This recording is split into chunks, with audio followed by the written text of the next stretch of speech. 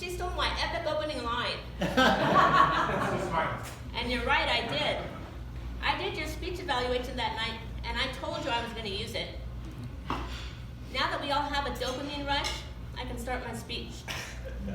Guess what? That was just a warm-up.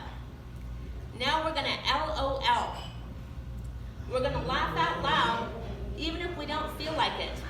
Ricky, can you let us know when we hit 10 seconds? On the count of 3, laugh. Don't overthink it, just go. 1, 2, 3.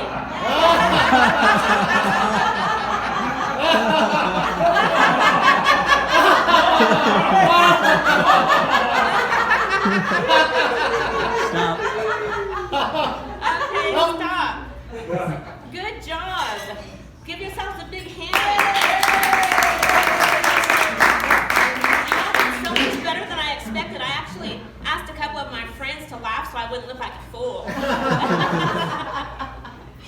So if you laughed, even if you didn't feel like it, your body and your brain thought it was real. And you got all the health benefits of real laughter.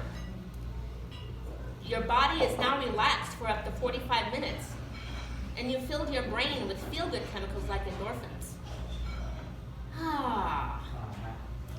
Now you have a tool. No more excuses. You don't have to wait until something is funny. You don't have to wait until all the circumstances are right.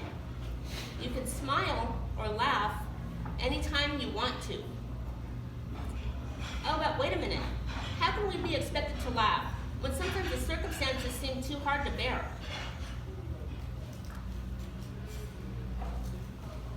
My dad was diagnosed with cancer too late.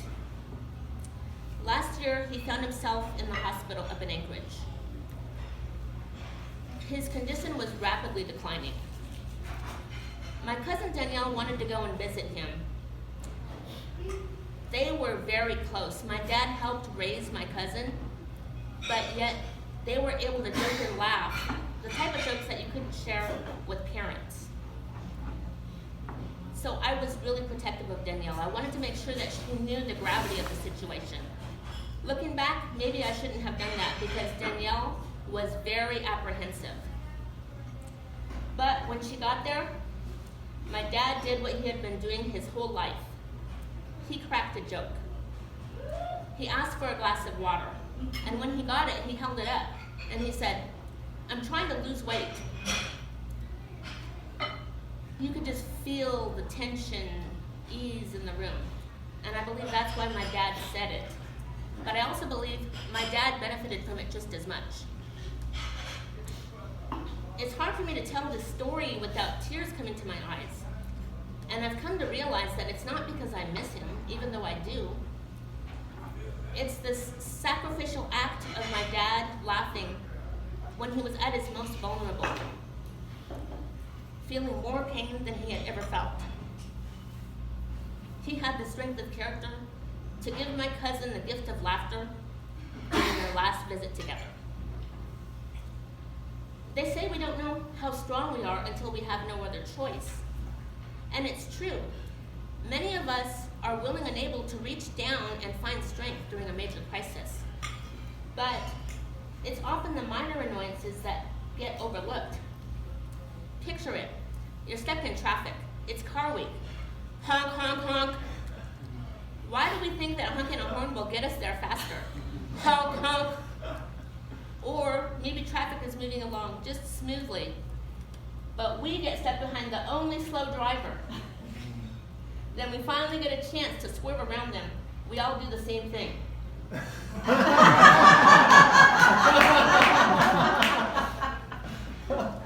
And then they're like this. They're not going to give us the satisfaction. It's funny how everyone in the room thought back to a time when this exact same thing happened to them.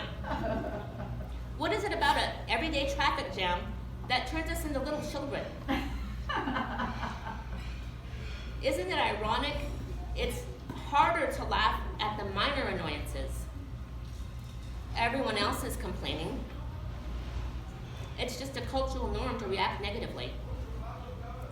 But remember, termites do more damage annually worldwide than all the major earthquakes put together. We don't realize the damage that termites do until it's too late, unless we're paying attention. The same thing happens to our bodies.